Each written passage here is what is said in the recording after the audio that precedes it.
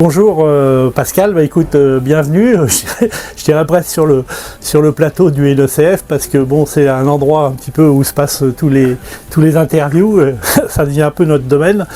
Bon, certains te connaissent, mais en fait, l'objectif de cette interview, c'est de te connaître un petit peu mieux. Dans un premier temps, est-ce que tu peux te présenter, nous parler de tes passions, tes hobbies? Oui, bonjour Bernie, bonjour à tous, bonjour à tout le monde. Oui, écoutez, Pascal, 53 ans, ça fait 10 ans maintenant qu'on fait de la moto avec ma chérie Harley Davidson. Alors, très content justement d'être parmi vous et ça sera ma première interview. Donc fier d'être là et très content d'être parmi vous en tout cas. Donc oui, alors 53 ans, chargé d'affaires dans le métier, 3 enfants, 3 petits-enfants, ouais, grand-père de bonheur à 40 ans. Donc amoureux de la moto depuis très longtemps parce que j'ai eu la moto avant d'avoir la voiture et je roulais, nous on est lorrains, on vient de l'Est de la France et on aime, on dit toujours chez nous on a le cœur chaud, il fait froid chez nous mais on a le cœur chaud, donc on aime les gens, hein, on aime les copains, on aime bien profiter et effectivement la moto, tout naturellement le paysage de la moto nous a semblé agréable et en plus pour circuler c'est quand même beaucoup mieux d'être en moto qu'en voiture. Bon, pas en ce moment parce qu'il pleut beaucoup, mais autrement tout va bien. C'est vraiment un régal. J'ai cru comprendre que au-delà de la moto, tu avais aussi d'autres passions sportives. Oui, j'aime particulièrement les sports mécaniques, hein, comme beaucoup, que ce soit la moto GP, que ce soit alors sport mécanique, alors même tout ce qui est aussi rallye et des choses comme ça, c'est-à-dire tout ce qui est rallye Monte-Carlo, rallye Paris-Dakar. Beaucoup de gens aiment le Paris-Dakar, mais moi j'aime par exemple le Paris-Dakar. J'aime le Paris-Dakar pourquoi? Parce qu'il roule dans des dunes, il roule sur le sable, il roule dans les cailloux et regardez effectivement des funambules. Alors, je regarde principalement beaucoup les motos, c'est extraordinaire. C'est vraiment extraordinaire voir comment ils arrivent à manipuler leur véhicule, leur moto. C'est quelque chose de grandiose pour moi. En tout cas, on aimerait, on va bientôt faire le Maroc et bientôt faire les stages pour un peu conduire sur le sable. On voudrait partir là-bas et surtout revenir avec nos motos sans avoir rien cassé. Donc voilà, ça va être quelque chose de sympa. Ouais. Alors Pascal, autre question, depuis combien de temps pratiques-tu la moto? Tu as dit que ça faisait très longtemps que tu faisais de la moto et tu peux un peu nous parler de tes marques ou de tes modèles un peu appréciés Alors oui, effectivement, ça fait pas mal d'années que je fais de la moto parce que je fais de la moto depuis que j'ai 7 ans. En vérité, je faisais un peu de la bike, de la moto tout terrain, beaucoup de la moto de cross, après avec de la 80, la 125 de cross. Et je suis venu tout naturellement, effectivement, sur la moto. Tout de suite, j'ai voulu passer mon permis moto, avoir un gros cube. J'ai eu un petit 600 bandit pour me faire la main au départ, malgré que j'avais roulé déjà avec beaucoup de modèles en enduro. Genre, j'ai eu une moto que j'ai adorée, un 350 DR, où je passais partout vraiment avec. Que ça soit en ville, que ça soit dans la forêt ou que ça soit dans les chemins boueux, c'était vraiment fantastique. Donc j'ai appris à faire de la moto avec ce genre de moto-là et à prendre un peu plus de risques, effectivement, avec des motos de cross et des choses comme ça. Et puis après, tout naturellement, une fois que j'ai passé mon permis, je suis passé à la Bandit. La Bandit m'a appris beaucoup de choses, m'a fait aimer la douceur du 4 temps, effectivement. Et c'était vraiment fantastique. Et puis après, petit à petit, je suis monté sur des marques un peu plus prestigieuses comme Ducati. J'étais tombé vraiment amoureux de la Ducati et où on avait le fameux couteau au cul de la Ducati, ça existe vraiment.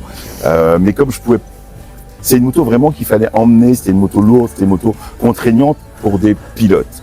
Je me considérais pas vraiment comme un pilote, mais plutôt pour du loisir et pour aller au travail. Donc je suis venu tout naturellement à de la moto plus balade et promenade. Et mon premier custom, ça a été juste magique parce que le jour où on est parti pour acheter une autre moto, on est tombé sur un custom. On a essayé la custom de ma chérie, on est tombé amoureux du custom, de la balade, du clac-clac du cylindre et c'était parti pour la custom. Quoi. Voilà, donc voilà, c'était vraiment bien. Et puis après, tout naturellement, là on a voulu intégrer un chapter, donc il fallait passer à la HD. Pascal, comment tu as connu le chapter? Pourquoi devenir membre? Qu'attends-tu du chapter? Voilà, c'est 3 questions en une, mais je crois que tu as as un historique de chapter assez intéressant. Est-ce que tu peux nous raconter et nous répondre? Bernie, pas de souci. Alors, un historique du chapter, je sais pas, mais une passion commune pour la moto et des règles assez strictes, assez cadrées. Ça a été quelque chose qui m'a plu dès le départ. Mais alors, pour arriver au chapter, on a roulé déjà avec notre custom qu'on est parti acheter avec ma chérie.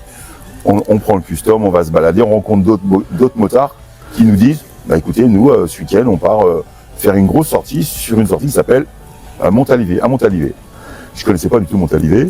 Nous sommes partis, invités par les copains, avec une bande, on était 20 motos, on est parti sur Montalivet. Ça a été un week-end fantastique, 3 jours de fête, fantastique. Là c'était bon, on a plongé dedans, c'était fini. Et forcément on a roulé avec des gens passionnés de Harley Davidson, passionnés du shop, passionnés de la fête.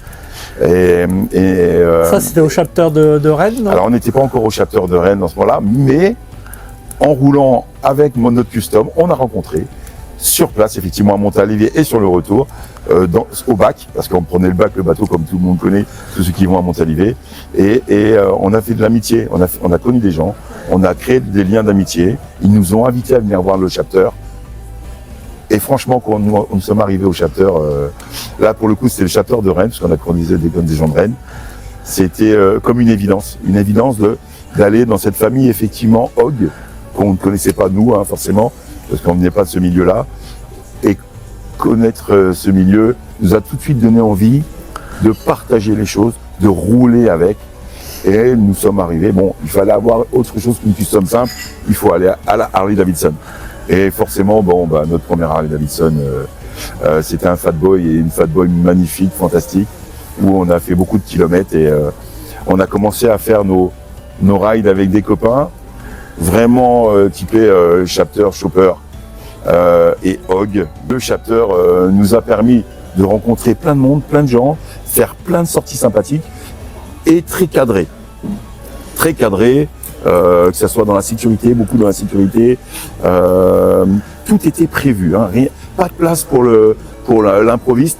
Bon, alors après moi qui venais de la moto, effectivement improviste, parce que je pouvais me lever le matin et partir avec ma chérie et dire bon là on va là, parce que étant de l'Est, on allait beaucoup rouler en Allemagne et effectivement on allait des fois même chez l'habitant, pour tout vous dire, on tapait, dès qu'on voyait une moto on tapait, même si on parlait pas beaucoup allemand, on allait chez l'habitant quand même, donc c'était vraiment fantastique. Bon, après, la moto en elle-même, le chapter, au bout de quelques années, moi, effectivement, j'ai voulu autre chose. C'était un petit peu trop cadré. J'ai eu ma période, je sais pas si c'était proche de la quarantaine ou 45 ans, je ne sais plus bien. J'ai voulu effectivement avoir autre chose. J'ai connu d'autres personnes qui m'ont amené vers un autre milieu. Le milieu, on va passer très court sur le milieu motoclub, donc MC, où là, effectivement, on s'appelait plus facilement des frères. On faisait d'autres sorties hors hog, hors sorties traditionnelles, tout cadré. Donc c'était un petit peu plus rebelle, un petit peu plus hors cadre, un petit peu plus effectivement tout ce qu'on voit un petit peu à la télé, mais comme on est en France, bon, il n'y a pas vraiment bien de danger ou quoi que ce soit. Donc j'ai beaucoup apprécié cette un peu rebelle, ce côté rebelle de la saison. Et puis rencontrer d'autres personnes aussi, ça fait du bien. Faire d'autres sorties que cadrer hog aussi. On est retourné quand même à Montalivet, on a fait des choses comme ça. Morzine par exemple, des choses comme ça, c'est aussi hog. Mais comme on était hors hog après quand on l'a fait, c'était quand même aussi un autre côté du motard. Voilà, on a voulu un peu changer. Je voulais un peu changer les règles pour nous et avoir un petit peu plus dur peut-être, un petit peu plus rebelle certainement. Mais voilà, après. Après, tu es revenu donc vers le hog et vers un chapter cadré comme Nantes, c'est ça? Alors oui. Et comment ça s'est fait? Ça s'est fait tout simplement avec beaucoup d'amitié et beaucoup d'envie, parce que nous sommes partis avec ma chérie sur l'anniversaire des 20 ans de La Rochelle, de la concession. Et pour ceux qui connaissent, on a fait des rencontres, effectivement. Nous, on n'était pas beaucoup de la concession de Rennes, mais ils étaient énormément de la concession de Nantes. Ça nous a donné une envie folle, en vérité, de rider avec eux, de partager. On a rencontré des gens fantastiques. On a roulé avec eux quand on était sur justement cette sortie des 20 ans de La Rochelle. Et ça nous a donné vraiment envie de remettre tout ça. Et en vérité, c'est une question de personne, parce que avoir connu les personnes qu'on a connues là, je sais pas si on peut dire les noms, mais Babou et Renaud, ça nous a remis l'envie de refaire partie, pas forcément du Hog, des choses comme ça, mais de cette famille Harley-Davidson, bien posée, bien cadrée. Et voilà, c'était vraiment fantastique pour nous. Alors Pascal, parlons maintenant des événements, des sorties, des manifestations qui ont pu te marquer, où tu t'es senti comme un poisson dans l'eau. Alors ouais, effectivement, comme un poisson dans l'eau, c'est le cas de le dire, parce que on a tellement bien été accueillis au chapter, et tout naturellement, faire les sorties avec le chapter, ça a été vraiment un régal. Alors plusieurs sorties nous ont marqués. Je vais parler de 2 sorties. 2 événements. Le premier événement, ça a été les Ace, où c'était le premier Ace à nous, où on est parti avec le chapter de Nantes. Nous étions une quinzaine de motos, il me semble, et c'était vraiment quelque chose, c'était un régal pour nous, tout était cadré, tout était bien fait, on s'est laissé porter par l'équipe organisatrice, non seulement des Ace, mais en plus du chapter de Nantes. Donc ça a été vraiment pour nous un régal.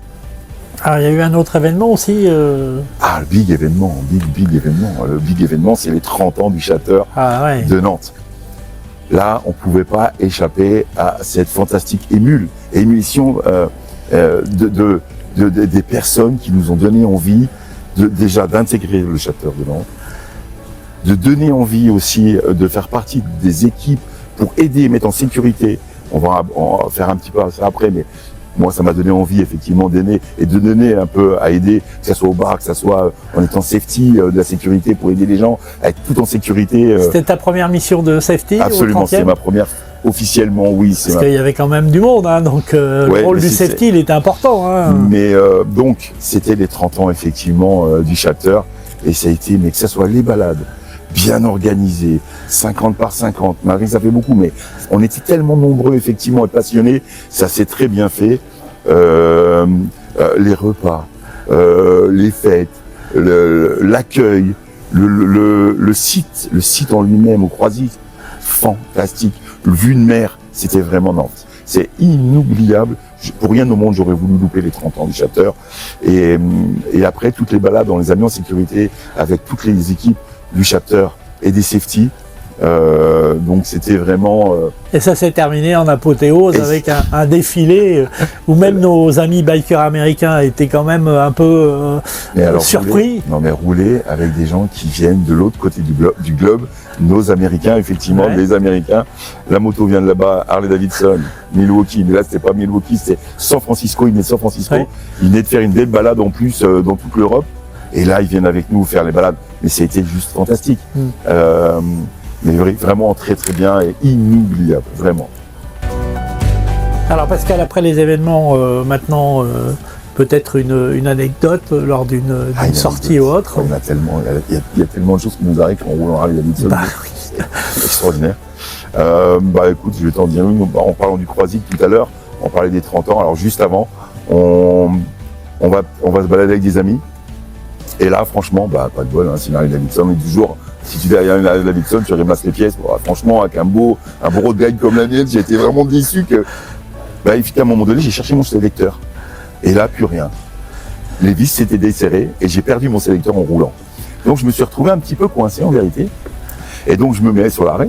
Les copains viennent et tout. Et on a essayé, effectivement, de réparer la voiture sans succès, parce qu'on avait perdu les vis. Et on n'a pas forcément les bonnes vis avec soi. Et ce qui était rigolo, ce qui m'a marqué, dans cette petite anecdote, c'est les gens qui sont arrêtés. Un van s'arrête, on lui a rien demandé, les gens ils se sont arrêtés, ils nous ont demandé si on avait les outils nécessaires pour réparer. Et là j'ai trouvé ça fantastique. Les gens s'arrêtent, on leur demande rien, c'est fantastique. Vraiment l'amitié pour les bikers et pour les motards en général, les gens ils sont super. Donc merci à eux, c'était vraiment bien, quoi. Ouais. Pascal, on arrive à la fin de l'interview avec les questions traditionnelles portrait. Donc la première question. Et si tu devais être un acteur? Ah, si je devais être un acteur. Si je deviens un acteur, c'est un acteur, Gérard Beuclair. Gérard Beuclair, pourquoi? Je le connaissais pas avant. Il a joué pour moi dans un des films qui m'a marqué par son côté extravagance et le courage de 300 personnes qui ont une philosophie, c'est de défendre effectivement leur terre et de pas dire parce qu'en face t'es puissant, tu vas nous marcher dessus. Donc on va se défendre. C'est le film 300 et c'est Léonidas. Je l'ai même tatoué sur moi. J'ai un tatouage de Léonidas en tant que guerrier. C'est juste, ce film est assez violent, 300, mais c'est juste la philosophie des personnes et de ce qu'il apporte ce film. Donc voilà. Alors maintenant, si tu étais une ville étrangère. Pour moi, une ville qui m'a marqué, c'est Ibiza. Pas simplement pour la fête, pas parce qu'elle nous ramène quand on a 20 ans, voire même moins 20 ans. C'est le soleil, les gens heureux. Tout est réuni dans cette ville pour rendre les gens heureux. Les beaux bateaux, la mer fantastique, des couchers de soleil à tomber par terre, et l'amitié, l'amour. Et non, ouais, vraiment Ibiza. Voilà. Et si tu devais être un film, alors tu vas dire 300, puisque tu en as parlé tout à l'heure. Alors effectivement, ça c'est un des films qui m'a marqué. Il y a beaucoup de films d'auteurs aujourd'hui qui sont super bien. Ce qu'il faut, moi je parlais de 300 effectivement, mais c'est que ça apporte quelque chose. Il faut que ça apporte et que les gens se repartent de le film en disant ça les a marqués, pas dans leur chair bien entendu, mais dans leur être. Ça leur fait poser des questions, des bonnes questions pas forcément, et sur la vie concrète ou pas, on s'en fiche, mais ça sert à quelque chose moins d'aller voir un film, au moins pour se détendre. Déjà.